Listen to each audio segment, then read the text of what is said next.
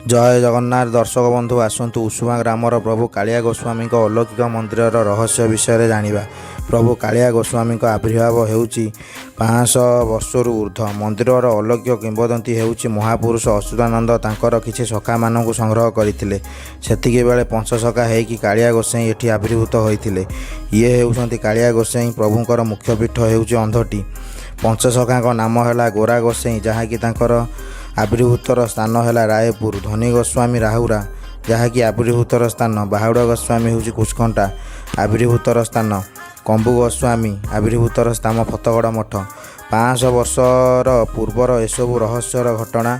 उषुमा grammar Kaliya Goswami पीठ जहाँकि प्रभुंकर पथि खसीला। एठी तांकर पूजक कहिथिले मंदिर निर्माण हेब। सतकू मंदिर निर्माण हैला।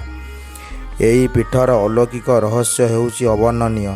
जीए जहाटी मानसिक करुछि तांकर मानसिक पूरण हेइची। प्रभु कालिया गोसाई मुख्य भोग हेउची गंजेई भोग। आपण जेकोसी मानसिक करिवे एही पीठरे गंजेई जदि जाली देबे मनस्कामना बा मनवांछा निश्चय पूरण हेबो बोली विश्वास अछि। एमिति कि किछि अबाडुआ झियो भी विवाह होइछंती। कहार पिलापिली भी हेउनै सेमाने भी एठी आसी गंजेई जालिछंती। सेमाने पुत्र संतान पाइछंती और कन्या संतान भी पाइछंती। उषुमा ग्राम रे कालिया गोस्वामी जो रामनवमी पालित होउची दीर्घ 25 वर्ष हेब। पितवास छाटोई जी कि उषुमार तांकर मुख्य पुरोधा। सीए सब गाँ गहली जाइकी भिक्षा मागिकी यही पीठस्थली को वंचित रखिछंती।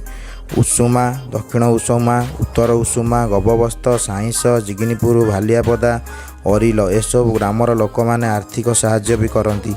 एमिति चलीसी प्रभुंक पीठ। प्रभु कालिया गोसाई यात्रा अशोकाष्टमी दिन प्रभु कालिया गोसाई घट स्थापन हुए। रामनवमी ठारू प्रभुंकर यात्रा अनुष्ठित हुए और 7 खंडी रामायण पठन बा पारायण हुए और चैत्र पूर्णमी को कालिया गोसाई प्रभुंकर पूर्णाहुति हुए और बहुत संख्यार जनसमागम होती। जदि वीडियोटा भल लगी चैनल को लाइक करूँ, कमेंट करूँ, सांग मान शेयर करूँ, सब्सक्राइब करने को भूलिए नहीं। जय जगन्नाथ, लव यू ऑल।